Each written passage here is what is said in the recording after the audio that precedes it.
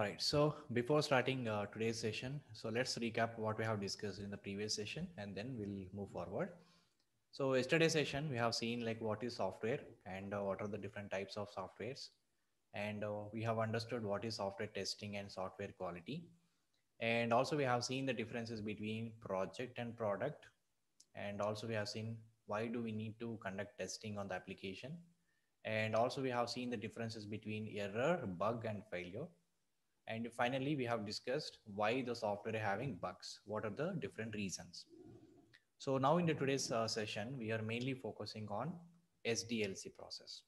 Okay, so we are going to discuss a few important topics, SDLC, and then I'll discuss about something called waterfall model, a spiral model, then V model. Okay, so as a beginner, so these things are very, very important to understand. Okay, so first let us start with SDLC. So what is SDLC? So SDLC means software development process model, software development life cycle. So this is a full form of SDLC, software development life cycle. So what exactly the meaning of software development life cycle? So let us take any company. So not only IT company, if I take any other companies. So normally what companies will do, so they will take some raw material and they do some process and finally the release some product to the market. Even it is a financial company or pharmaceutical company or IT company, whatever it is. First it takes some input and then it do some process, or I can say it takes some raw material and do some process and finally it will deliver some product or some medicines to the market, right? If it is a pharmaceutical company. Similarly, the IT companies also will take some requirement from the customer, and based on the requirement they do some kind of design the software, and after that they will implement the code or develop the software, and after that we conduct testing on the software and finally we release the software to the customer. So in each and every activity should go in different phases. Okay, so what SDLC means, SDLC is a software development life cycle which is a process used by software industry to design, develop and test the software. Okay, so this is a basic definition of SDLC. SDLC is a step-by-step process which we have to follow to deliver or to develop, test and deliver the software to the customer. So if you don't have proper process, it is very difficult to achieve it, right? So we need to have some process. So if I take any company, there are 3 P's are there, guys. 3 P's are very important. So 1 P is people, and the second P is process, and the third P is product. So these are the 3 main things, or we can say 3 pillars of any company, not only IT company. So what first P means people. So the company means there should be some people and they do some kind of development or testing, whatever. So people are very, very important. Without people, there is no company. So this is one pillar. The second thing is we have to follow certain process, right? If you want to achieve something, we should have some process and we have to go through certain stages and finally we can achieve the goal. So second P is representing the process which we have to follow in our company. So the third P is representing the product. So what is product means? Finally, whatever we deliver to the customer, that is called as a product or application. So if you want to deliver a product to the customer, the people should follow certain process. Then we can deliver some product to the customer. So these 3 P's are 3 pillars of any company. People should be there. There should be some process, and then we can deliver proper product or quality product to the customer. So there are 3 P's. So this software development life cycle is related to the process, which we'll normally talking about the process which we have to follow to develop or to design, develop, test the software or deliver the software. Finally, we deliver the software to the customer. So that is simply we say SDLC. So SDLC means it is software development life cycle. Is a process used by software industry to design, develop and test the software, and which contains certain phases. So the software development will happen in those phases. So what are those phases? Now let me just share a small presentation, then you can understand. So now we can just look at this picture. So here we start with the requirement analysis, and then we have design part, then development, testing and maintenance. So these are the different phases which we have in SDLC. SDLC means software development lifecycle. In every company, we should follow certain process if you want to deliver a product, if you want to deliver a quality product. So this is talking about SDLC, so which contains certain phases, or we can say it is a step-by-step process which we have to follow. So the first phase is a requirement analysis phase. So what we do in the requirement analysis phase means we have to collect the requirements from the customer. So we have to collect the requirements. We have to understand the requirement from the customer. So normally project managers or product managers will be involved in this particular phase. So they will talk to the customers, they will get the requirements, and they prepare certain number of documents will be there. So that is requirement analysis. That's the first phase in SDLC. And after completion of requirement analysis, the next phase is a design phase. So normally in the design phase, what happens is the designers will design the software. Okay, so normally, if I just say one example, if you want to construct a house, right, what you will do first, you will have a blueprint, or we can say plan. So that is a simply design, and later we will develop that. Similarly, once you get the requirement from the customer or client, the designers will prepare the design part. So they will design the software, how it should look like UI part and navigations and everything. And after completion of the design, development will start. So development, or we can say coding part, will start. So developers, software developers will develop the software by writing different type of programs, by using different type of languages. Okay. So this is the part of a development. Just a moment. Okay. So development, requirement analysis, design, and development. And the next phase is the testing phase. So what testing phase means? After development is completed, before delivering the software to the customer, we have to test it. So we have to conduct a different type of testing, like functional, non-functional, performance, security. So different type of testing we are going to conduct as part of testing phase. And normally the people who are involved in the testing phase, we can call them as a testers or a QA or QC. All these kind of people are involved in the testing phase. After that, finally, we deliver the software and maintenance will be start. So maintenance in the sense we deploy the software in customer environment and they start using the software. So these are the different steps or phases which we have to follow to deliver the quality product to the customer. So this is basically software development life cycle. Every software development should go through certain process. That process is called as software development life cycle process. Okay, so this is a basic understanding. Now, so the companies follow certain number of models. So again, this is very high level SDLC, we can say, and companies will design or they follow different models. All these comes under SDLC only, but the approach, the way of following these phases are different. Okay, so what are those models?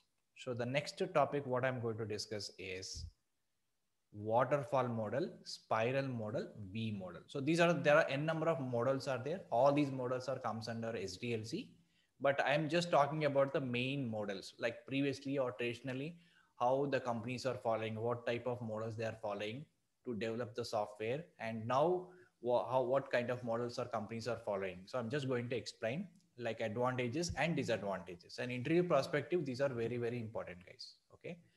So we have understood what is SDLC. So SDLC is a step-by-step process which we have to follow to deliver the quality product to the customer. Now, by using this SDLC, the companies will design their own models. Okay, process model. We can simply say process models.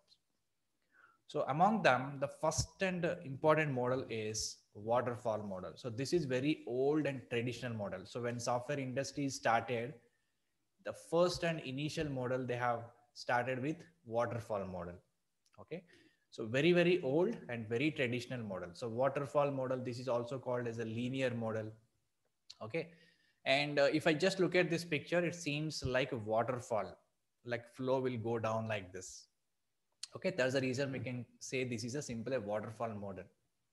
Now let us understand what is this model, how the software development will happen in this particular model. And also we will discuss some of the advantages and disadvantages of this particular model, okay, which is very important for interview perspective. because even though we are not following these models in the nowadays in the company, but we should understand this previously, how models were there and what are the drawbacks we faced, and why we are going to implement the new model. So nowadays we are not using these models, but still we have to understand what are the drawbacks in the model, why we are going for the new models. Okay, so all these models again comes under SDLC. The approach is a little different. Okay, so now let us start waterfall model. So what is waterfall model? This is also one of the model which is comes under SDLC, and whatever phases we have seen in SDLC, the same phases will be there, but the approach will be different. Okay, so again the waterfall model will start with the requirement analysis. Requirement analysis means what? Again, we will collect the requirement, or we gather the requirement from the customer, and we will prepare certain documents. So here the main important is a documentation part, guys. Okay, so documentation in the sense each and every activity we will document. Okay, in this model the documentation will play very important role. So documentation is very important. So in the first phase of requirement analysis, we will talk to the customers. So we will talk to the customers in the sense normally business people like project managers, product managers. These people will involve in the communication between customers and companies. Okay, so they will collect the requirements from the customer, and once they get the requirements, they prepare some kind of document that is called SRS document. Okay, software requirement specification document. So in that document they will document every requirement from the customer. So once the document is created, then system design will start. So what is system design means?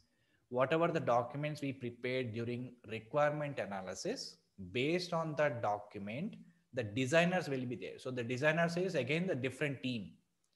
So those people will design the software, and they will prepare some high level design, we can say HLD, and low level design. Like basically they will divide the entire requirement into high level modules and low level modules, small pieces of softwares, and finally we'll integrate them. So the second phase is the design phase. In the design phase, what happens? Based on the requirement document, the designers will prepare the design document. So once the design phase is completed, then developers will develop or implement the software based on the design documents. Because as a developer, if you want to develop a software, I need some input. From where I'll get the input? So based on the design, I have to develop the software. So the next phase is implementation or coding phase. So based on the design document, coding or implementation will start. After completion of implementation in the sense of development.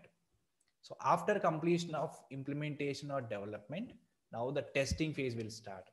So in the testing phase, what you will do is the tester will test the software after completion of development. And once the testing is completed, then we will deploy the software on the customer environment. So deployment is nothing but we'll install the software in the customer environment, and then they'll start using the software. So that is a maintenance phase. So this is all about waterfall model. Now, if I just look at this waterfall model, just understand the behavior of this. Suppose here, every phase, if you want to start a design, suppose the designer's team is there, and if they want to start a design, what is the input for them? Requirement analysis, right? Whatever the document, SRS document, software requirement specification document, which is prepared in the first phase, will be the input to the next phase. So each and every phase needs some input, and it will produce some output. So for example, when I take a requirement analysis phase, what is the input for this? The customer requirements. And what is the outcome of this phase? Requirement specification document. And the requirement specification document will be the input for the system design phase. And what is the outcome of system design? Design documents. They will prepare some design documents. And based on the design documents, so design documents will be the input for the implementation phase. And what is the outcome of implementation phase? Code. So based on the design, the developers will implement the code or programs or software. And once the outcome is software, and once they deliver the software, and testing will start. What is the input for testing? The software itself. Once the developer is provided the software for the testing team, testing will conduct. After completion of testing, what is the outcome? Like test cases, test plan, test results. These are the outcome of the testing phase. These are the documents which we have to prepare as a tester. And the deployment will happen. So in the deployment phase, we will prepare some documentation like installation documentation and functional flows, how the software will work, like user manual. So these things will be provided to the customer. And based on that, the customer will start using the software. So each and every phase is having certain input or it will give some outcome. That is the first point. The second point is, suppose if I want to start a design, right? Unless the requirement analysis is completed, I cannot start the design. What does that mean? Every phase is depends on the previous phase of the model. For example, design is depend on the requirements. Implementation is depends on the design. Testing is depends on the implementation. Deployment is depends on the testing. So each phase is depends on the previous phase. Unless we completed this phase, we cannot go to the next phase. Unless we completed the implementation, we cannot go with the testing part. So every phase is depend on previous phase. Okay, so this is a behavior of the waterfall model. So this is very old and traditional model the companies were following in the olden days. But now, what is the advantage and drawback? So because there are so many other models also came in the market, but why we move to the another model? So that we need to understand. So what are the advantages and disadvantages of waterfall model that we will discuss now. Now come back to the notes. Waterfall model. So if you have any queries, guys, please put me in the chat window. I'll answer this. Okay. So waterfall model. Just a moment. Yeah. So waterfall model advantages. What are the advantages and disadvantages of waterfall model? So let me just write some advantages here. So waterfall advantages. The first advantage, 1, 2, and this is 3 and 4. So let us start discussing what are the advantages of waterfall model. If I just look at this, the quality of the product will be good. So because in waterfall model, if I just look at this waterfall model, normally this model will be prepared for long-term projects. Okay, so here the first point is quality of the product will be good. So why the quality of the product will be good? Because every phase we have a detailed documentation. So whatever activity we do, we will document it. So that will be very, very clear for the people who are involved in the design phase, development phase, and testing phase. So finally, which will lead to the quality product, because each and every phase we have a clear documentation, so that we can also develop and test the software, and finally we will be able to release the quality product to the customer. Okay, so that is the first point of waterfall model. The advantage of waterfall model is the quality of the product will be very, very good. The next advantage is, since the requirement changes are not allowed, chances of finding bugs will be less. And one more important point, guys. Suppose we got some requirement from the customer and we have started design and we have started coding. Somewhere we are in these particular phases, but again, customers came back and asked us to change something, asked us to change some requirement. Okay, that is not possible in waterfall model. So frequently changing the requirements, we cannot accommodate in waterfall model. This is a fixed model. So once you completed requirement analysis and design, then coding, testing, deployment will go on like this. We cannot allow the new requirements, or we cannot change the requirement in the middle of this phase. Okay, because everything will be phrased, everything will be clear-cut documentation. So the new requirements we cannot accommodate in this model. So because of that reason, chances of finding bugs will be very less. And if you are keep on changing the requirement, guys, so if you are keep on changing the design or coding, definitely there will be chances to get number of bugs.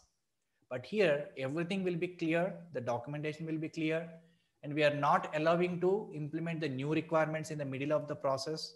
So there are less chances of bugs we have in this model. That is another advantage. Since the requirement changes are not allowed, chances of finding bugs will be very, very less. So that is one of the advantage of waterfall model. So the next advantage is initial investment is less since the testers are hired at the later stages. Initial investment is less since the testers are hired at the later stages. What does that mean?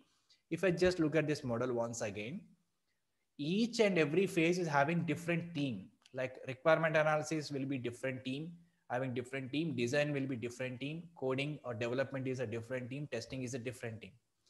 And at the initial stage of software development process, we don't need all the team members, right? Initial stage, we need only business people or like product managers and project managers. Then the designers we need. After completion of this phase, the programmers or developers are needed. And then testers we can recruit. Until unless we completed these phases, we don't need testers, right? So investment is very less. That's the point we need to discuss here. Initial investment is less because we no need to hire the people at the beginning stage. So whenever we need those people, we can recruit them, we can hire them. So that is the reason initial requirement is less since the testers are hired at the later stages. After completion of requirement analysis, design, implementation, then testers come into picture. So in this particular time, we can hire the tester. So initial investment is very, very less. That is one more advantage of waterfall model. And the last advantage is preferred for small projects where requirements are freezed. Especially this model will be preferred for small projects where the requirements are freezed, because every phase we have a static documentation, and every phase our documents will be freezed. We cannot modify the document again. We cannot go back and modify the documents. So if there is any requirement which are very static, which are not dynamic requirement, or which are not changing very frequently, in those cases we can go and prefer this model. Okay, so these are the few advantages of waterfall model. Quality of the product will be very good, and since the requirement changes are not allowed, so chances of finding bugs will be very less. Initial requirement is less since the testers are hired at the later stages, and preferred for small projects where requirements are freezed. So these are the few advantages of waterfall model. Now let us discuss drawbacks or disadvantages of waterfall model, because based on the drawbacks or disadvantages, the new models are coming into market. Because so every model, they are having their own disadvantages, and then people are using a different type of models. So even waterfall model also having disadvantages or drawbacks. So now we will see what are the drawbacks of waterfall model, or we can say disadvantages of waterfall model. Disadvantages of waterfall model. Okay. So what are the disadvantages of waterfall model? So let me write some notes here. Okay. So let us look at this. The first point, requirement changes are not allowed. Suppose the customer is given some initial requirement here, and we have started design and implementation. We are in implementation or testing phase. At that time, again, customer came back and asked us to change some requirement, or asked us to implement some new requirement. So that kind of requirements we cannot accommodate in the middle of the development process. Okay, we cannot accommodate the frequent changes requirements. We cannot accommodate in your software development process. So that is one of the disadvantage of waterfall model. So requirement changes are not allowed, because this is a fixed model. Once the phase is completed, once we move on to the next phase, we cannot go back to the previous phases. Okay. And the requirement changes are not allowed in the middle of software development process. And the next drawback is, if there is a defect in requirement, that will be continued in the later phases. So this is one of the important points, guys. If there is a defect in the requirement, that will be continued in the later phases. So what does that mean?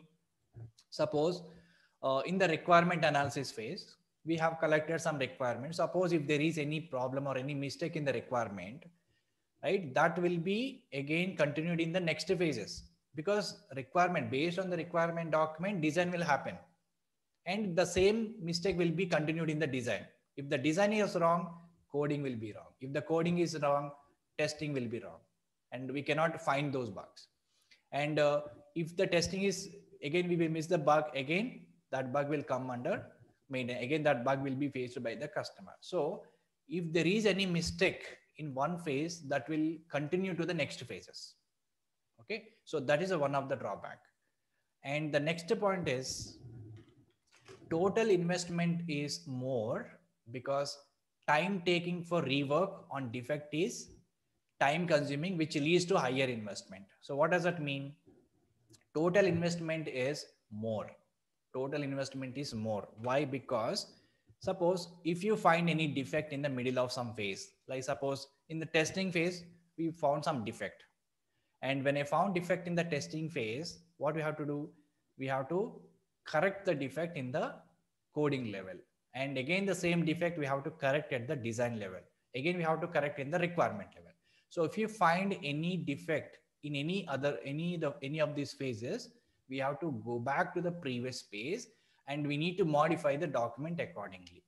So that is again more cost. So that total investment will be more. We have to invest a lot. If you want to do some rework, we have to invest a lot.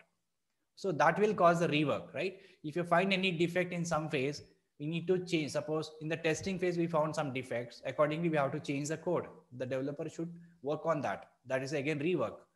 And again, the designers will change the document accordingly. So that is also a rework. And we have to change the requirement. We have to correct the requirement. That is also rework.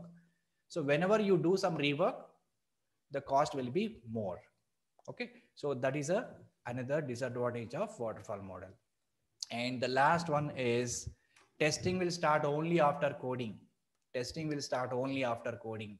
What does that mean? We have only one phase of testing.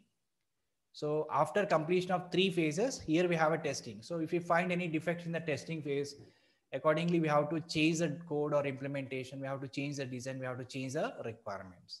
So we have only one phase of testing here. We don't have a different phases of testing. So the chances of bugs will be more. So that is another drawback. So testing will start only after coding. So testing team will not be involved from the beginning of the software development process. So the testers will be involved only in one phase after completion of the coding part. Okay. So these are the disadvantages of waterfall model. So advantages and disadvantages. Okay. So this is very old and traditional model the companies are following. So initial days of IT industry started long back. Okay. So now based on these drawbacks, the new models are coming up in the market. Okay.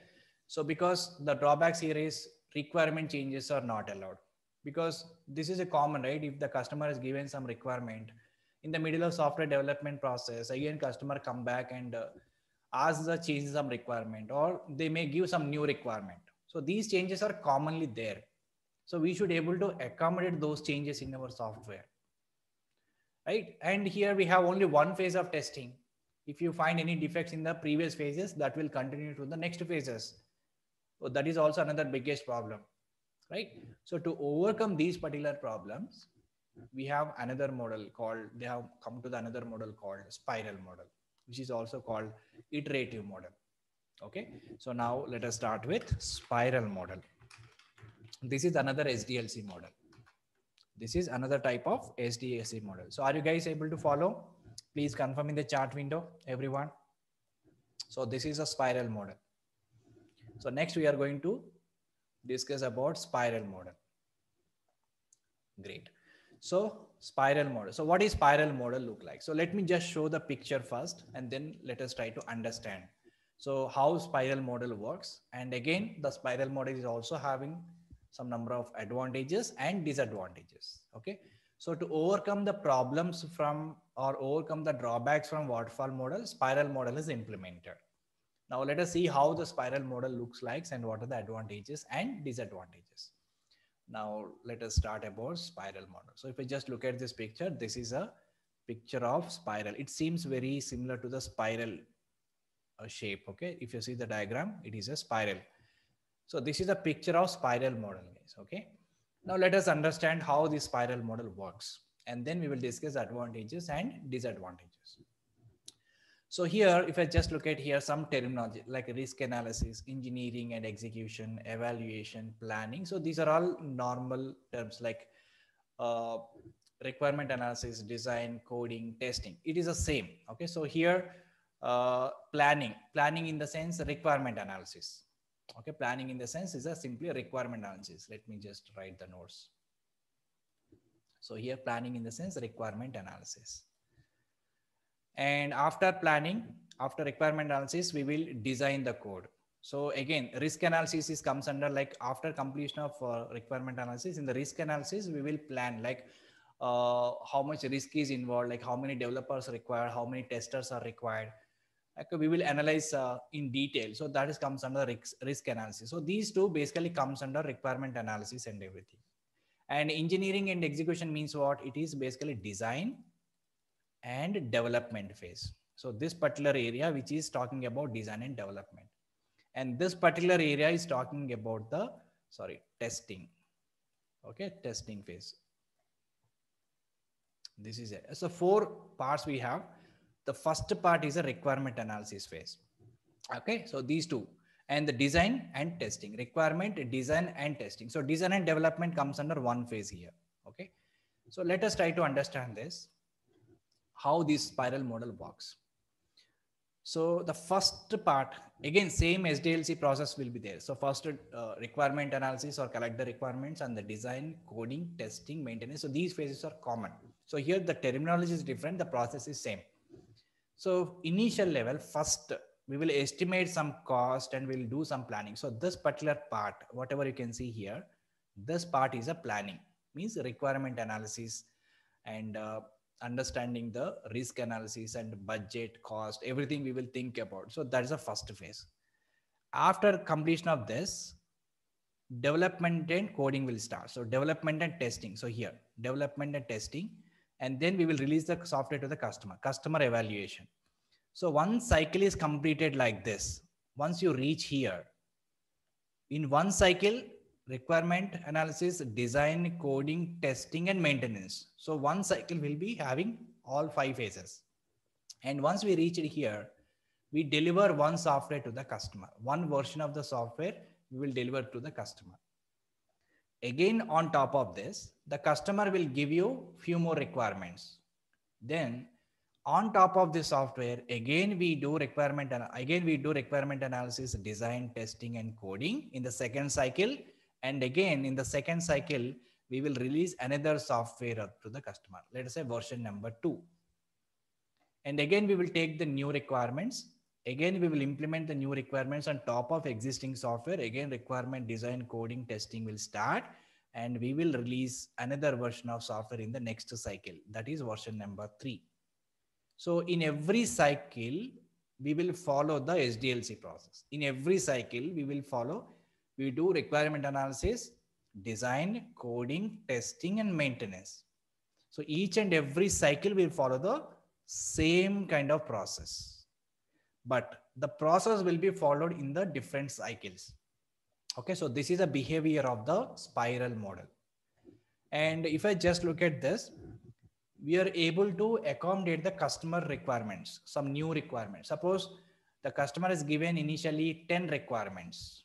And for these 10 requirements, we will complete one cycle, and then we will deliver one software to the customer, and he will keep on working on these 10 features. The first version is released. And again, customer came back and introduced 5 new requirements.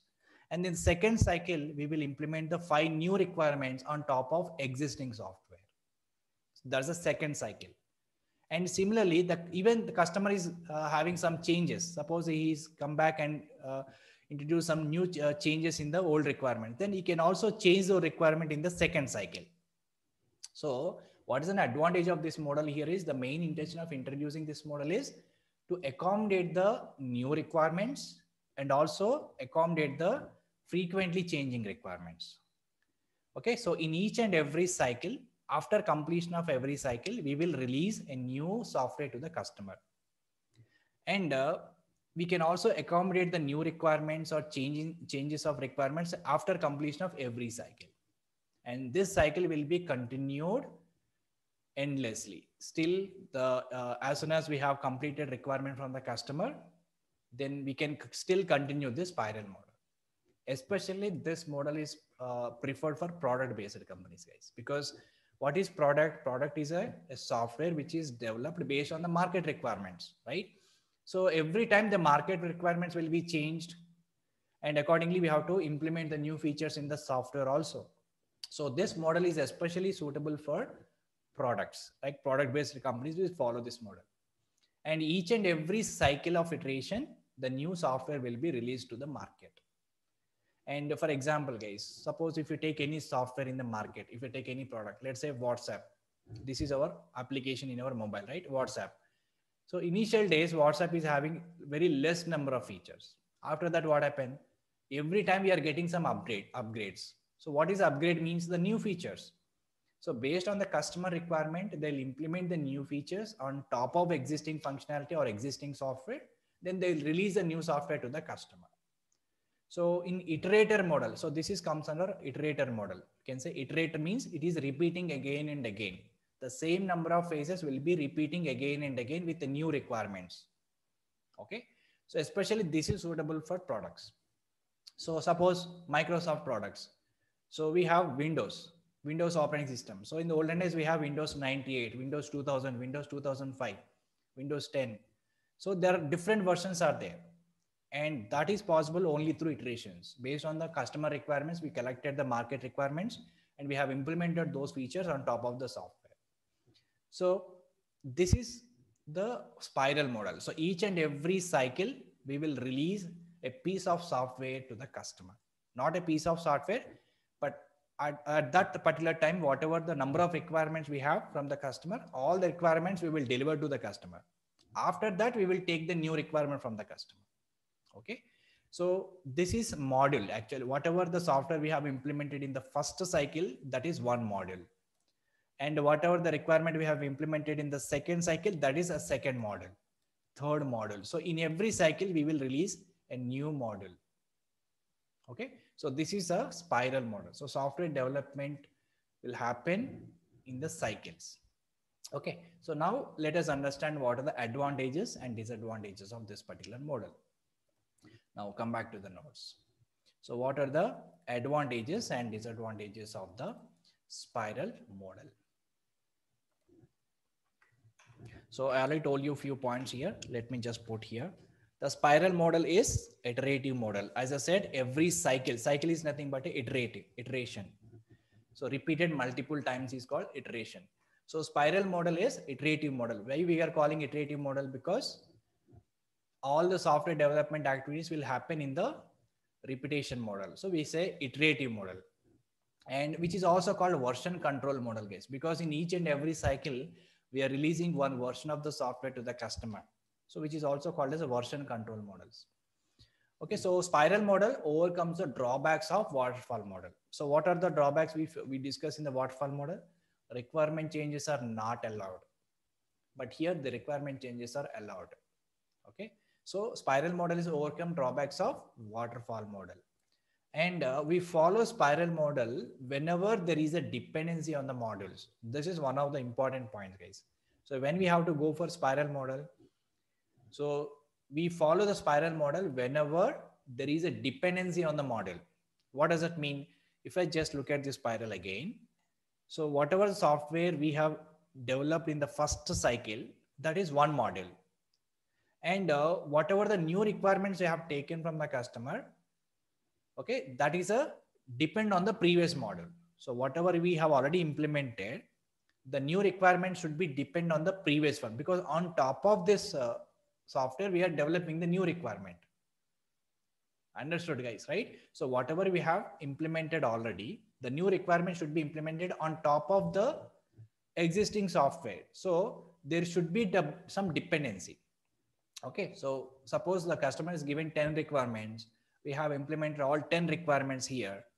And again, customer gave another requirement that should be on top of the existing requirement. That means there is a dependency. There is a dependency. I'll just say a simple example, guys. Suppose just look at the Gmail. Okay, so in the Gmail application, I have one feature called compose email. Okay, so I have a feature called compose email. So I open the compose email, I have put all the email subject, I have entered some body and sent. Mail is sent.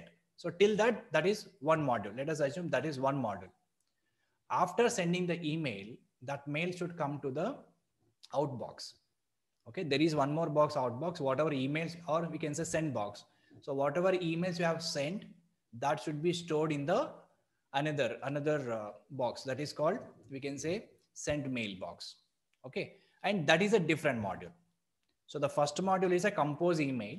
The second module is a send email box. So whatever mails you already sent, that should be stored in the another box. So this is called as a dependency. Until unless you send an email, that cannot be saved in another folder, right? So that is called as a dependency.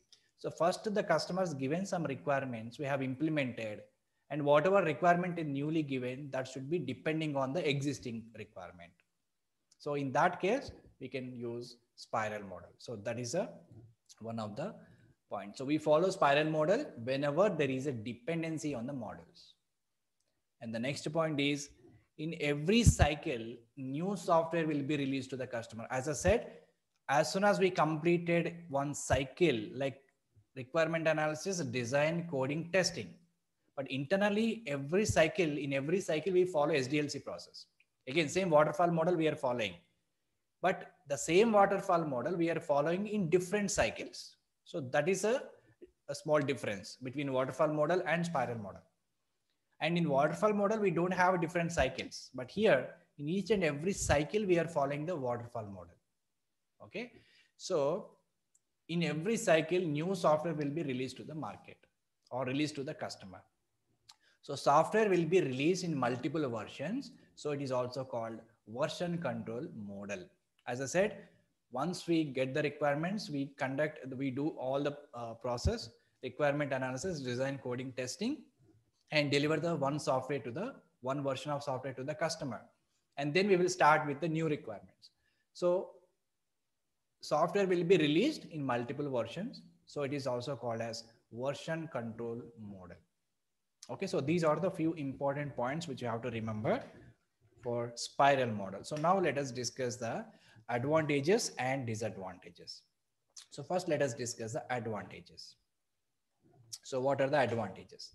In interview perspective, these are very important, guys. So even though we are not working on these models nowadays, but if you go for interview, people will ask some questions on this. You have to remember a few important points. Okay. So advantage of spiral model. So what are the advantages? So as I said before, testing is done in every cycle before going to the next cycle. So here testing is done in every cycle before going to the next cycle. What does that mean? Again, if you just look at the picture, in every cycle, we have all the phases. Like in every cycle, we are following waterfall again. Requirement, design, coding, testing. That is one cycle.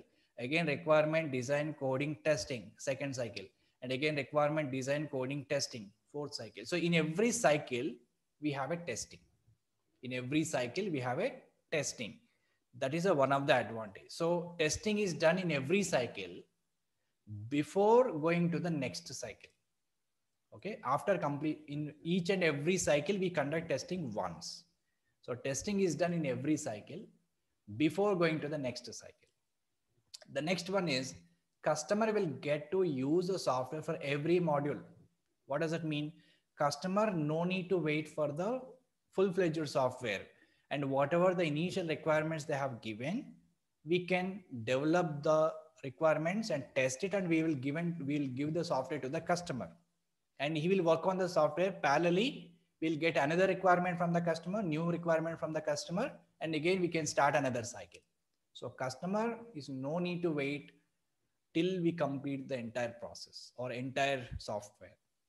Okay, that is another point. So customer will get to use the software for every module. After completion of every cycle, we are releasing the software to the customer, so he can start using that software. Customer no need to wait till end. And the last advantage is requirement changes are allowed. This is one of the important point. In the waterfall model, the requirements changes are not allowed in the middle of development process, but here requirement changes are allowed after every cycle, and requirements changes are allowed, but when after completion of the cycle, not in between the cycle.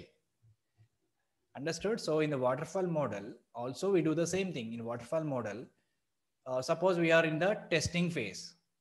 Can we allow the changes in requirements? We cannot allow here. But in the spiral model, we can accommodate the changes. But when we can accommodate after completion of the entire cycle or before starting the next cycle, we can accommodate the new requirement. But in the middle of the cycle, we cannot accommodate. Okay. After completion of the cycle, we can accommodate the new changes. We can implement the new changes or new requirement. But in the middle of the phases, in the middle of the cycle, we cannot accommodate. So requirement changes are allowed after every cycle before going to the next cycle. But in the middle of the cycle, we cannot accommodate the new requirements. So these are the advantages of spiral model. Now we'll see the disadvantages of spiral model. Disadvantages.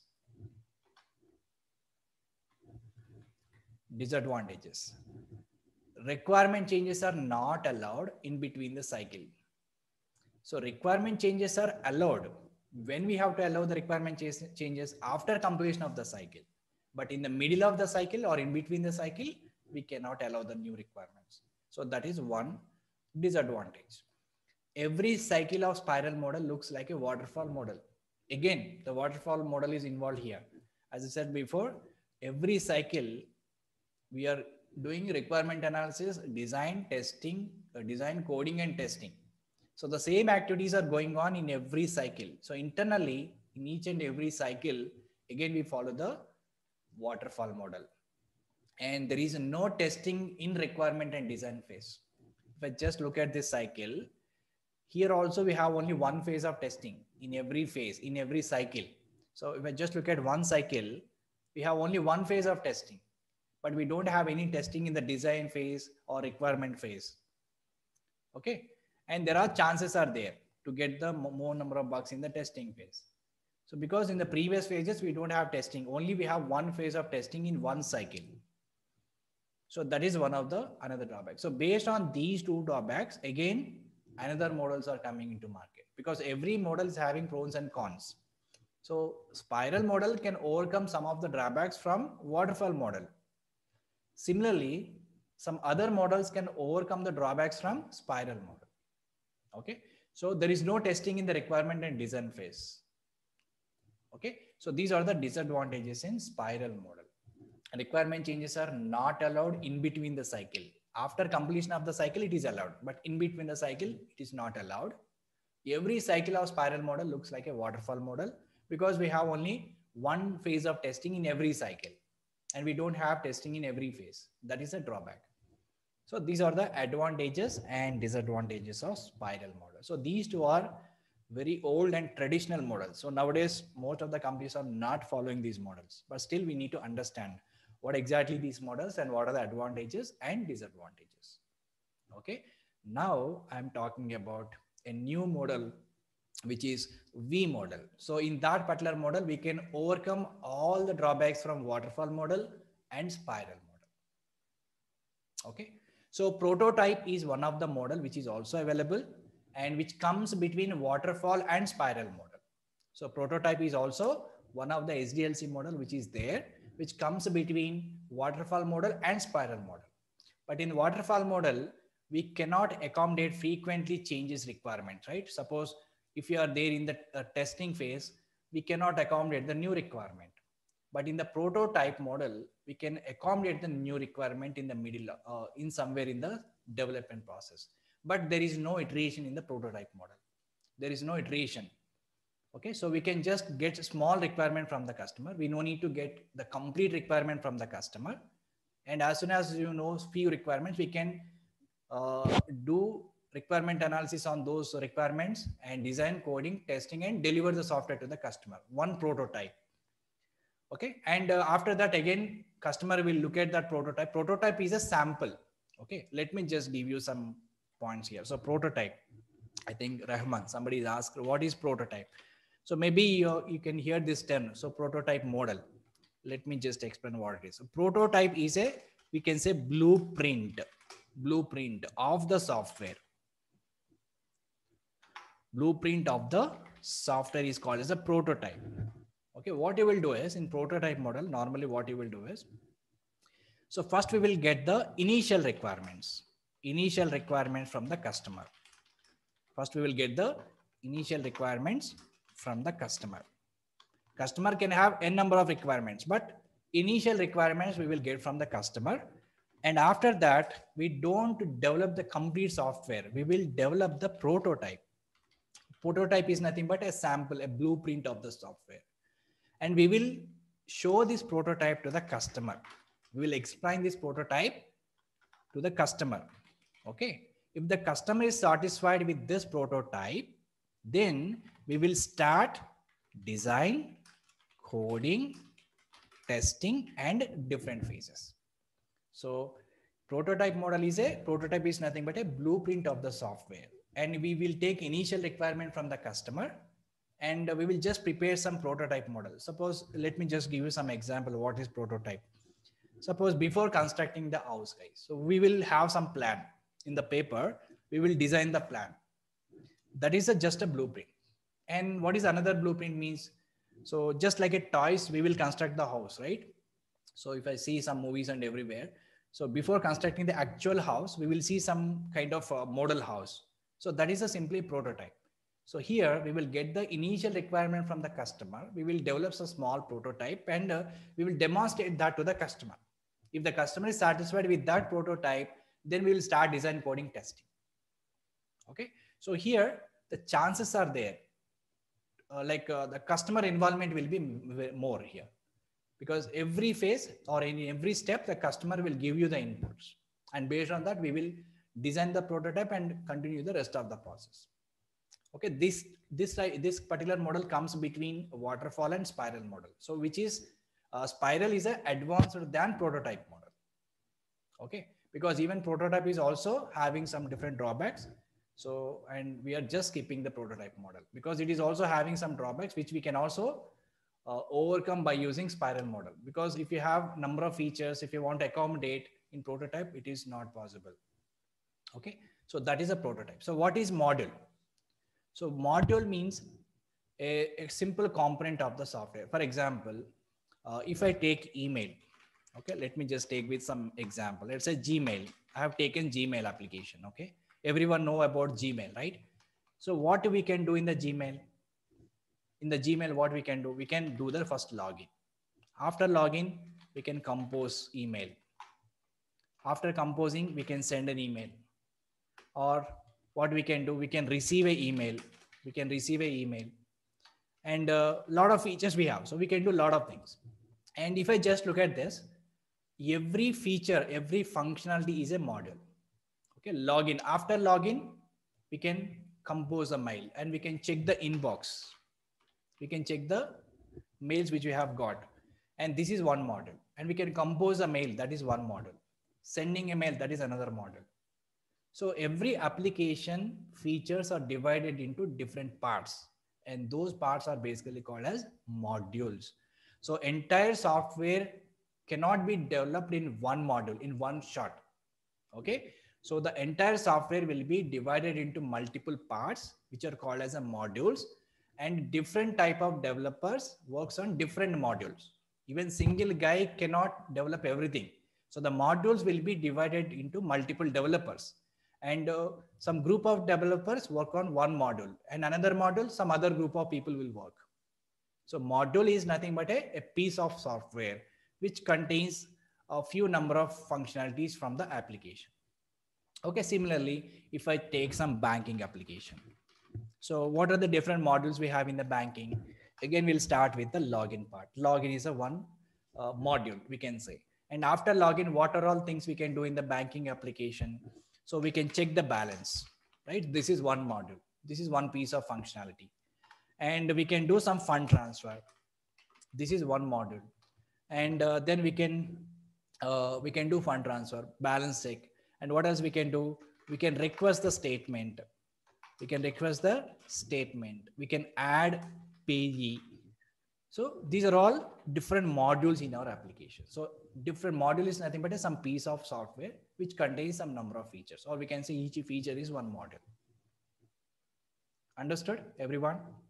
So what is that module? So module is a part of the software. Entire software will be divided into multiple parts. So each module is called, each part is called as a module. Okay. So whatever functionality you can see in your application, we can consider that as a module. Okay. All right. So now let us move on to the next model, guys. So we have discussed about waterfall model, spiral model. Then we are moving to another model called V model. So prototype model is not that much important because this comes between waterfall and spiral. So first waterfall model and then prototype, and to overcome the problems from spiral and prototype, then spiral model come into picture. Okay. Now let us move on to the V model directly. So now I'm introducing one of the important model called V model. This is also called as VV model. VV model means verification and validation model. VV model, V model or VV model. Okay, so why it is called as a V model? Here VV means verification and validation. Okay, so why we are calling it as a V model? Because this model seems very similar to the V shape. Let me show you the picture how V model look like. So this is a V model. So this is most important, guys. Please look at this. Lot of things we have to know here. Lot of things are there. So first let us understand this model, and then we will discuss advantages and disadvantages. Okay. All right. So V model. V model is also one of the software development process model, SDLC model. Like waterfall model, spiral model, V model is also one of the software development process model. So let us try to understand. So what is this V model and how the activities will go on? Let us carefully listen. In the V model, if I just look at this picture, it seems very similar to the V shape, right? This is one part which comes under verification. The other part comes under the validation. So one side is completely verification part.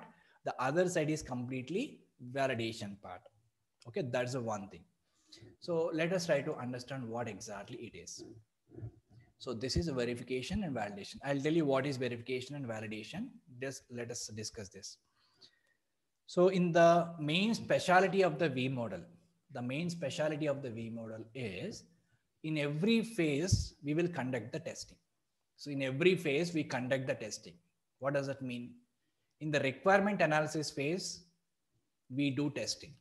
In the design phase, we do testing. In development phase also, we do testing.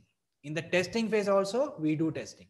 So in every phase of software development process, we do testing.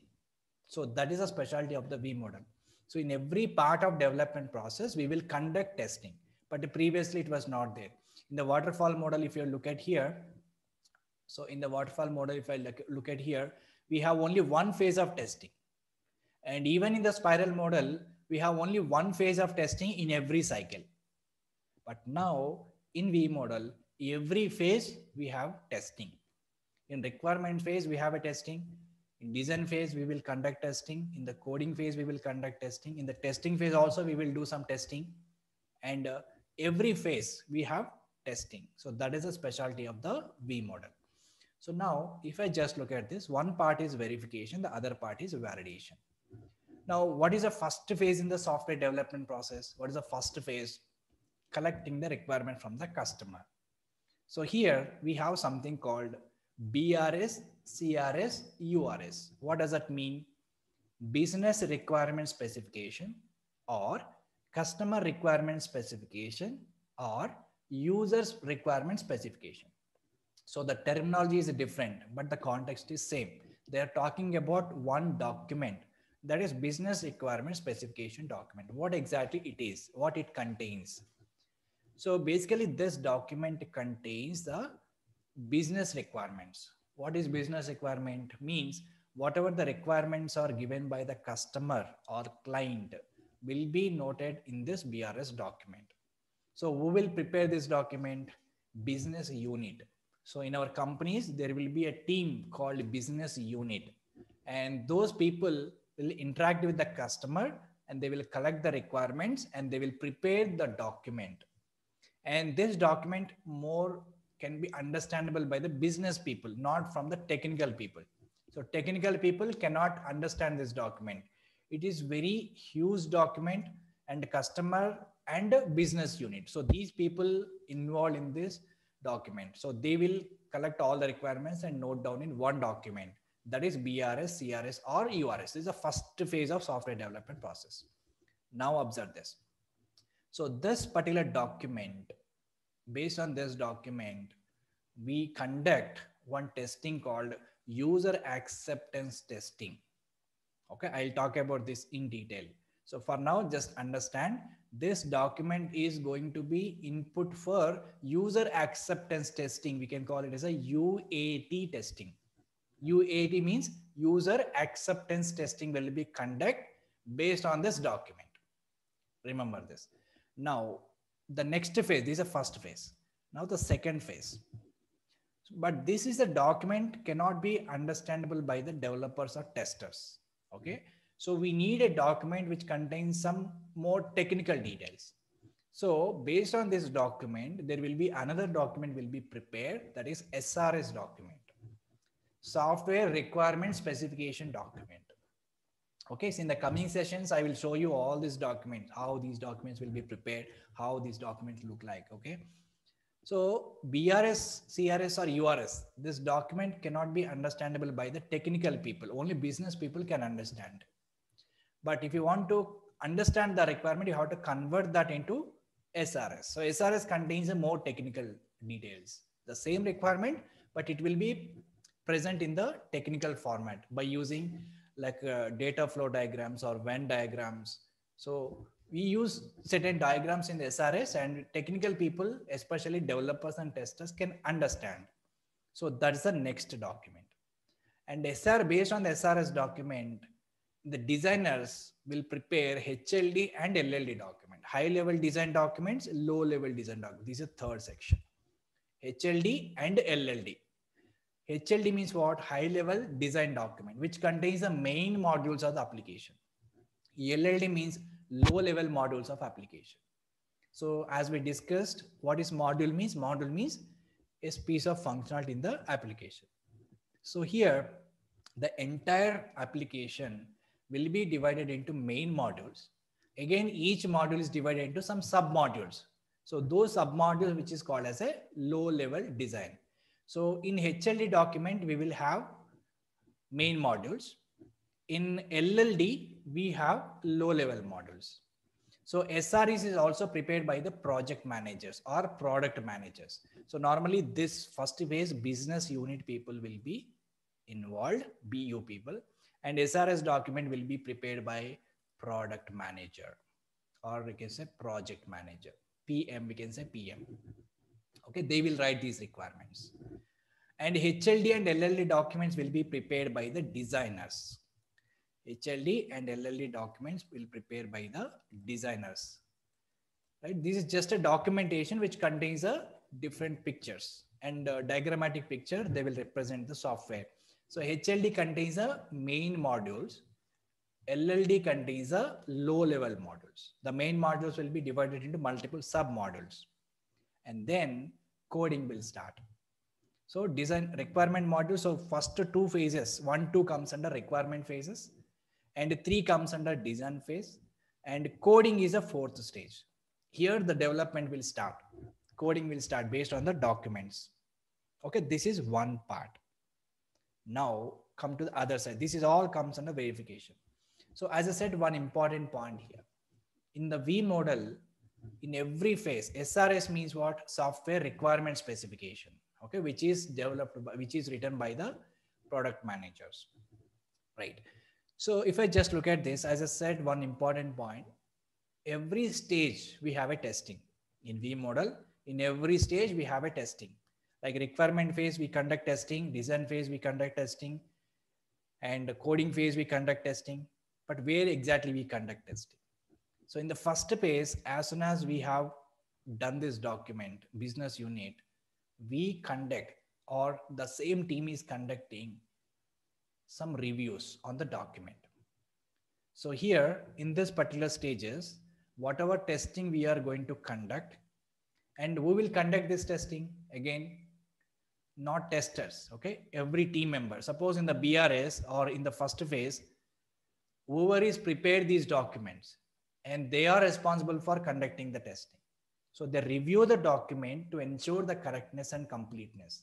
So what they will review, the document is correct or not. So whatever the content they have mentioned in the document, which is correct or not. And if it is correct, then complete or not. All the requirements are mentioned in the document or not. So that will be verified. That is a kind of testing. We are not exactly testing the software. We are testing the documentation, because if the document is correct, the next phase will be easy, or there are no chance like next phase we will not get any bugs or any issues, because the next phase will follow based on the previous phase. So if here the document is very clear, correct and complete, then rest of the phases will go on. So in the first phase, while preparing BRS or CRS, URS, the BU team, the people who are involved in the BU, they will conduct some reviews on this document. And that is a kind of testing, review. And what is review means? Review means to ensure the document is correct and complete. Correctness and completeness of the document will be tested in the form of review. And the second stage, SRS document, LLD document, HLD, these are also documents. So we conduct some reviews on the documents to check whether they are correct or complete. So in that context, these phases also include testing in the form of reviews. We are not exactly testing the software. We are testing the documentation part. We are testing the documents. Okay, that is a review. Not only review, there are three other things also there. We call it as a, let me just write the notes. Okay, so here there are a lot of points are included, guys. So I'm talking about review, and also we have something called walkthrough. We also something called inspection. So actually these are the techniques for testing. So by using review or by using walkthrough, or we can by using inspection, we conduct testing on this documents. So BRS, SRS, HLD, LLD. So if you want to test these documents, we use either reviews, or we use some walkthrough, or we use some inspection. So these three are testing techniques to verify the documents. Okay, I'll discuss in detail, just hold on. So here I just mentioned only review, but actually there are three things we have. So review, walkthrough and inspection. So by using these three techniques, we will verify the documents, not exactly the software. Okay, so in that context, we have testing in every phase. We review the BRS document, we review the SRS, we review the HLD, we review the LLD, and in the coding part, actual software will be ready. So where exactly software is developing? In the coding phase. Until unless we enter into the coding phase, we just have only documents. So whatever testing we conduct on these documents, which is basically called as static testing techniques. So here, understand this. Static testing techniques we are calling as a static testing. So what is static testing means? Testing the documents, testing the project related documents is called as static testing. Remember guys, very important. So testing the project related documents is called as static testing. So testing the project related documents in the form of reviews, walkthroughs, inspections is called as a static testing. Static means what? We are not exactly testing the software. We are just testing the documents in the form of reviews, walkthroughs, and inspections. In the form of reviews, walkthroughs, and inspection, we are testing the documents. So which is called as a static testing, So remember guys, now comes under coding. Once the coding is started, slowly the software will be ready. So the coding will be done first. Some modules will be developed, And after developing multiple modules, they will integrate those modules. And after integration of the modules, we will conduct one more testing. So here in this side, if I just look at another side of validation, we can see 4 levels again: unit testing, integration testing, system testing, user acceptance testing. Okay, this part is called validation part. So what is unit testing means? Whatever the module which is developed by the developer. As I said before, the entire software will not be developed at one shot. The software will be divided into main modules and sub modules. So first, developer will start developing the software with single module, a small single module. So whatever module which is developed by the developer, if you test that particular module, which is called as a unit testing.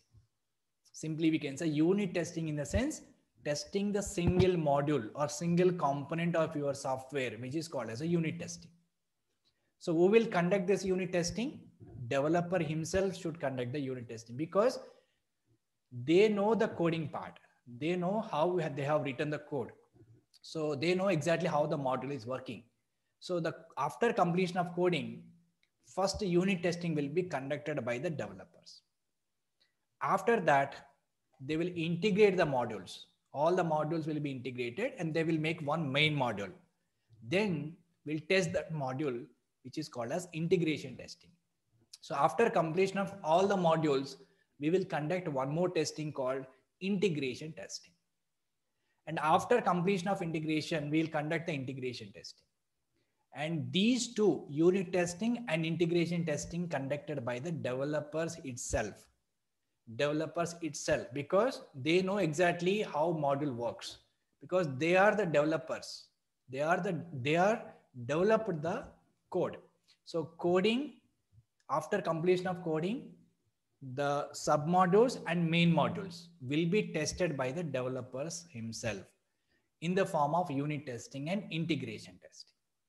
And these two testings, if you want to conduct these two testings, you have to know the coding part. Okay, you have to know the programming knowledge and what exactly developers are written inside the module. You have to understand that. But who can understand that? Testers doesn't have programming knowledge. So whoever is responsible for implementing or develop the modules, they are conducting this testing.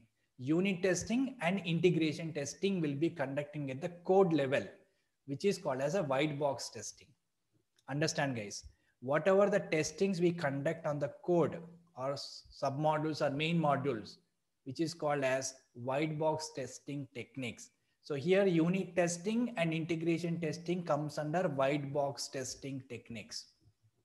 Why we are calling white box testing techniques? Because we have to know internal logic of the programs. If you want to test the module, single module, we have to know what type of code the developers have written. So that's the reason these testings will not be conducted by the testers. These testings will be conducted by the developers himself. That's the reason we can call them as a white box testing. So white box testing means what? White box. If I just put white box, you know exactly what is there inside the box, right? So that is the reason. So white box testing means what? We have to know internal logic of the program and what is the program they have written for that module. So that will be known only by the developer. So they can conduct this testing. So after completion of the sub modules, they conduct unit testing on single module. And after integrating all the modules, they conduct integration testing, which is also done by the developers. After completion of integration testing, the final software will be ready. The final integrated software will be ready, and that software will be given to the testing team. Then system testing will be conducted by the testers. So here system testing phase will come into picture. So here the testers will involve to test the software. But what kind of testing they do? What is system testing here? Basically, they don't need to understand the code. They will just verify or test our software is working according to customer requirement or not. So what customer is expected, what are the flows we have, what is the functionality, whether it is working or not, that will be tested in the system testing phase. So here we don't need to understand the code. We don't need to have programming skill in the system testing phase. And actual testers are involved in the system testing phase.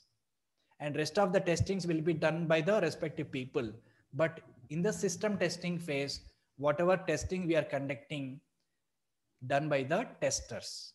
Okay, we don't need programming knowledge here because we are getting the complete application. We don't know exactly what developer has written internally. We don't know the code. That is the reason we can call it as a black box testing technique. What is black box means? Black box means we don't know exactly what is inside the box, what is there inside the box, right? So system testing comes under black box testing technique because we don't know exactly what developer is written internally. We are just testing the application or testing the software, whether it is working according to customer requirement or not, whether it is satisfying the customer requirement or not. So as a user point of view, how functionality is working, I'll test that. So that comes under the system testing. That's the next level of testing. And the last phase is user acceptance testing. After completion of system testing, user or customer will do some kind of testing at their level. That is user acceptance testing. This is also done by the testers along with customers. UAT testing. And here also we don't need to understand the code. So which is also comes under black box testing. Okay. Now observe this carefully. Let us start with the BRS document. Then SRS will be prepared. Then HLD and LLDs will be prepared. So these first 1, 2, 3 phases are document level. So in each and every phase, we conduct testing in the form of reviews, walkthroughs, and inspections. So that is called as a static testing. Static testing in the sense, testing the project related documents is called as a static testing. And what are the techniques we use? Review, walkthrough, inspection. So these are the 3 techniques we have to use to perform the static testing. Now the other side, if I just look at here, whatever testing we are doing here, unit testing, integration testing, system testing, user accept testing, where exactly we are doing this testing? On the software, because at the coding stage, the software will be developed. After developing the software, we are doing these kind of testings. So these kind of testings are called dynamic testing. Dynamic testing in the sense, we are actually testing the softwares, not the documentation. Okay. So the dynamic testing means testing the actual software, testing the actual software. Okay. But in the static testing, we are testing the project related documents in the form of reviews, walkthroughs, and inspections. When you come to the dynamic testing, we are testing the actual software, but what are the techniques we are using here? We are using unit testing technique, and we are using integration testing. We are using system testing. We are using UAT testing, user acceptance testing. Okay, these are the different techniques which we have to use in dynamic testing. These are the techniques we use in static techniques. So in the V model, one side we can call as static testing. So just verifying the documentation part and verifying the actual software, which is called as a dynamic testing. Understood, guys? So static testing and dynamic testing, because until unless we enter into the coding part, actual software is not ready. And what is there for testing? Only documentation is there. So we review the document, SRS, HLD, LLD. So this is a kind of a testing. After completion of the coding, software will be ready. Then we'll conduct unit testing, integration testing, system testing, and UAT testing. So one side, the reviews, inspections, walkthroughs are comes under static testing techniques. And unit testing, integration testing, system testing, UAT testing comes under dynamic testing techniques, which is called as a dynamic testing techniques. And again, unit testing, integration testing, if you want to conduct, we have to know the coding part. We have to know the programming knowledge. We have to have the programming knowledge. So that is the reason we can call them as a white box testing technique. Integration testing, unit testing comes under white box testing, because we have to test what is there in that module, what kind of code they have. Basically, we are testing the code. not exactly application. We're testing the code. So the developers will conduct unit testing and integration testing. And after completion of integration testing, then testers will involve. What testers will do? Testers will perform system testing. And here actually we are verifying whether software is working according to customer requirement or not. So during the system testing, what testers will do? They will understand the requirements. They will write the test plan. They will write the test cases. They will execute the test cases. They will find the defects. They report the defects to the developer. So all these activities will be done during system testing phase. So that is a tester job. Actual testers will be involved during system testing phase. But integration testing, unit testing is also done by the developers because they have to know the code. So they know the coding part. So if you know the coding, then you can also do integration and unit testing. But as a tester, most of the time, we don't know exactly what developer has written internally. So that is the reason integration unit testing is always done by the developers and system testing will be done by the testers. And user acceptance testing will be done by the testers along with the users or customers. Because what is the end users here? End user is nothing but finally who is using the software. They are called the end users. So they have to know how to use the software. So they will also do some kind of testing before using that software in their environment. So testers also will help them, and collectively testers as well as customers sit together and do some kind of basic testing, which comes under UAT testing, user acceptance testing. Okay. Right. So we have understood one side, which is static testing. Other side is a dynamic testing. Now let us understand what is verification and validation. Let me just clear it. I already told you verification and validation. If I just look at this part is verification, this part is validation. This is very, very important question in interview, guys. Please focus on this. What is verification? What is validation? It again depends on these two things. Okay. So verification and validation. Observe this carefully. I'm writing some notes here. Verification and validation. What is the difference between verification and validation? So this is verification and validation. Let me put some important points. Okay. So verification checks whether we are building the right product. Verification checks whether we are building the right product. What does it mean?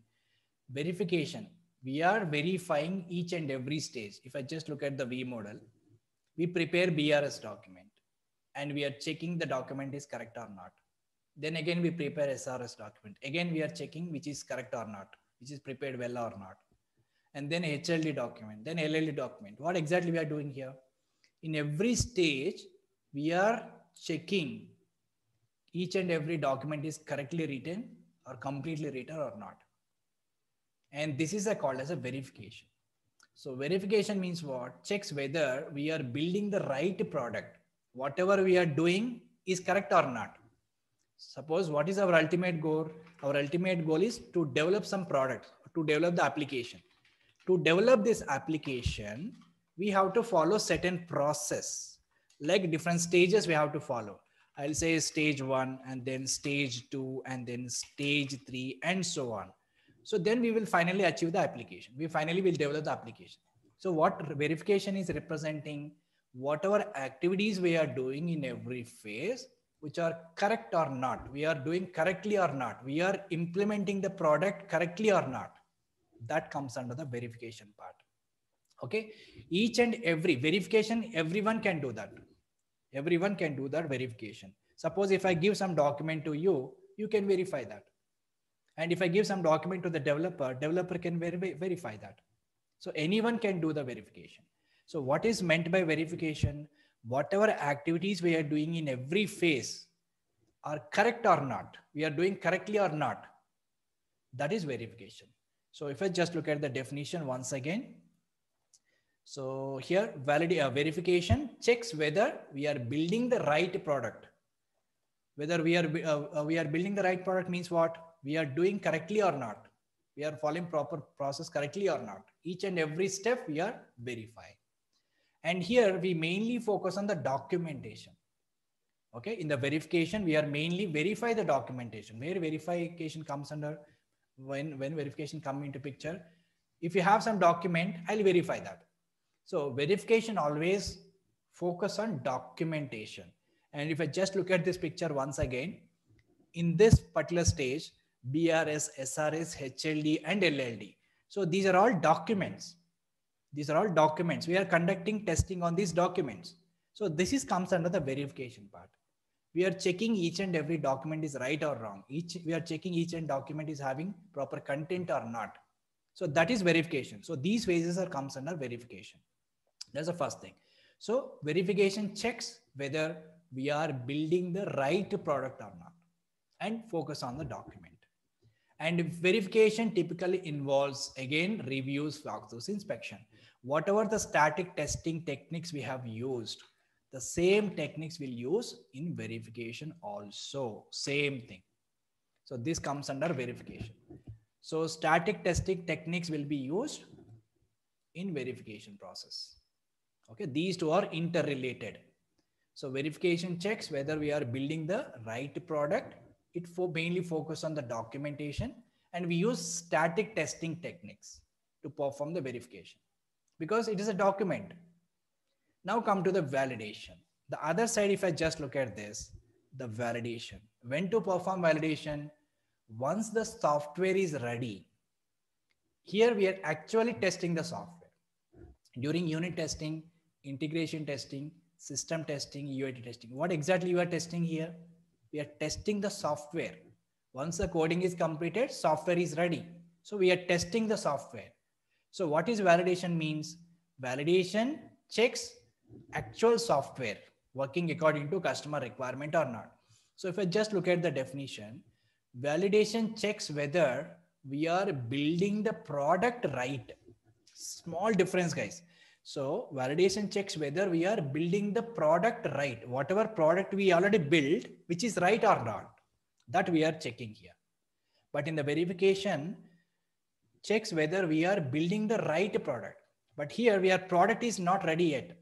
Product is not yet ready. We are just checking the documentation. Are we building the product correctly or not? Whatever steps we are involving is correctly going or not.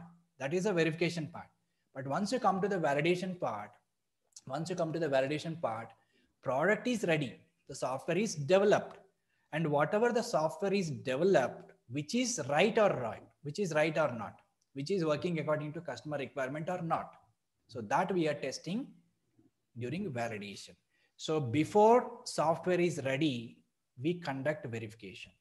After software is ready, then we do validation. Okay.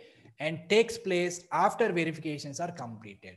If I just look at this picture once again, after verification phases are completed, then validation phases are started. Unit testing, integration, system, user acceptance. So these testings are comes under validation, and which is focused on the software, not the documentation. Verification focus on the documentation. So we use static testing techniques, review, walkthrough, and inspection. But validation focus on the software, not the documentation. So we use dynamic testing techniques. So whatever the dynamic testing techniques we use, to conduct the validation. So this is dynamic testing belongs to validation. Static testing belongs to verification. Okay. So validation checks whether we are building the product right, because by the time product is already built. So whatever the product is built, which is working according to customer requirement or not, which is working properly or not, we are validating it. In that context, we are saying validation. So focus on the software, and verification mainly focus on the documentation part. And so here again, if you come to this picture, white box testing and black box. So again, in 4 different stages, unit testing and integration testing comes under white box. White box means what? We have to know internal logic of the program. So they are exactly testing the code. Not the application. So which is called as a unit testing and integration testing. And then next level of testing is system testing. After that, next level of testing is user acceptance testing. And unit testing, integration testing is done by the developers. System testing is done by the testers. User acceptance testing is done by the testers as well as users or customers. Okay, so this is a one part is called verification, other part is validation. So verification means what? We are exactly testing the documents in the form of reviews, walkthroughs, and inspections, which is basically called as a static testing techniques. And in the validation, we are exactly testing the actual software in the form of dynamic testing techniques. What are they? Unit testing, integration testing, system testing, and user acceptance testing. So these are the validation techniques, validation techniques or dynamic testing techniques. So these terms are interrelated, guys. If anyone asks you, what is the difference between static testing and dynamic testing? What is the difference? Static testing means we exactly testing the documents in the form of reviews, walkthroughs, and inspections. So what is the dynamic testing means? We're actually testing the software by using unit testing technique, integration, system, and user acceptance testing. And similarly, what is the difference between verification and validation? Verification means we are exactly testing the documents, whether we are following right process or not. That is verification part. And we will mainly focus on the documentation. Once you come to the validation, we are exactly testing the software, validating the software by giving different inputs and observing the outputs. Because by the time software is ready, so we do validation part. So actually testing the software by giving different inputs and getting the output and observing the output, whether it is working according to customer requirement or not. That is a validation. So unit testing, integration testing, system user acceptance testing, these testings comes under the validation part, verification and validation. So verification will be done before software is ready. Validation will be done after software is ready, after completion of software development. Okay, so static testing is related to verification. Dynamic testing is related to validation. Static, the name itself is saying static means what? Document. Documents are always static. Dynamic means always changing. So software is always keep on changing. As soon as we added some code or remove our code, so dynamically we can provide some input to the software, we can get some output from the software, and we can validate that output. So that is a dynamic testing. Okay, so these are all important terms which we need to understand from the V model. So if I just look at the advantages and disadvantages of V model, let me just put here, and I will also discuss this in detail, guys, in the next sessions. What are the levels of testing, UAT testing, system testing? So advantages are testing is involved in each and every phase. And disadvantages are documentation is more because everything is a documentation. And initial investment is also more. That is a disadvantage of V model. Why initial investment is more? Why initial investment is more? Because in the V model, all the people have to hide in the beginning itself, along with the developers and testers. And one more important point, guys. Here's the activities will go parallel. Suppose if coding is there and unit testing will be conducted. On what basis? And after completion of unit testing, integration testing will be conducted. So what is the input of integration testing? These people will refer these documents. LLD and HLD documents are having main modules and sub modules. So in integration testing, what you will do? We are checking the communication between the modules, and those modules are interacting properly or not. Inputs are properly taking or not. Are we getting proper output or not? So these things will be validated during integration testing. And what is the input document we need here is HLD and LLD documents. Similarly, as a tester, I don't know the coding part, but I have to test the application. But how we will test the application without having input? Before that, you need to understand the customer requirement, how application will behave, what are the functionalities and features are available in the application. You have to know that. But from where we will get that information? We need SRS document. That's the input document for us to perform system testing. Similarly, to perform user acceptance testing, they will refer BRS document. So in every stage of testing, we need some input. Okay, so here the another disadvantage is initial investment is more. Why? Because in every phase, suppose in the first phase, reviews in the sense everybody will conduct the reviews. Reviews, walkthroughs, inspection means developers as well as testers. Everybody will involve in that. So in that case, we have to hire the people at the beginning itself. So before starting the software development itself, we have to have developers and testers. But in waterfall model is not like that. After completion of few number of phases, the testers will be hired. But here, the testers and developers will be there from the beginning of software development process. So that is the reason cost is high. Initial investment is more because we have to pay them from the beginning itself. And documentation will be there in each and every phase. That takes a lot of time. Preparation of document is not simple thing. It takes a lot of time to document each and everything. So these are the disadvantages in V model. And advantages, in every phase, we have a testing involved. So that is the reason in the coming phases, there are less number of chances are there to get the bugs.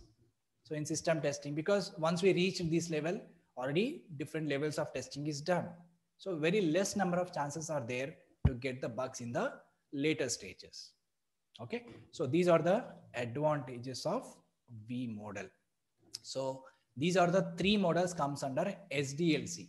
We have discussed about waterfall model, then spiral model, and then V model. Okay. So understood guys. So let me just write some notes. Okay, so we have, let me open the document. So we have discussed what is SDLC, what is software development lifecycle. Basically, it is a process, step-by-step process, which you have to follow to develop the software. And what it includes requirement analysis, design, coding, testing, deployment, and maintenance. That is SDLC. And waterfall model, spiral model, V model. So these three are SDLC models. You can call them as SDLC models. And we have also discussed about static and dynamic testing. So static testing means what? We are testing the documents in the form of reviews, walkthroughs, and inspections. Dynamic testing means what? We are actually testing the software. Unit testing, integration testing, system testing, UAT testing comes under dynamic testing. Again, verification means what? We are checking whether we are following correct process or not. We are documenting correct or not. Documents are right or wrong. That is verification. Will be done before software is ready. And once the software is ready, we do validation. Means what? Whether software is working according to requirement or not. By giving different inputs, observing the outputs from the software, we are doing validation. Okay. So white box and black box testing. So white box testing in the sense, unit testing and integration testing. So in these two types of testing, we don't know exactly. We have to know exactly what is there inside the module. The coding part we have to know. So that's the reason only developers can do the testing. So white box testing means unit testing and integration testing comes under white box. And black box testing means what? System testing and user accept testing. We don't need to know the coding part. Just we need to know the functionality of the application. The customer requirement we have to know. In that case, we can do black box testing. Okay. So understand this, and rest of the things I will discuss in the next session. QA, QC, and QE. I'll put that point here. Okay. So rest of the things we will continue tomorrow, and just understand till here, and I'll also provide the notes. Okay. So I'll stop here for today. If you have any queries, you guys can ask me now.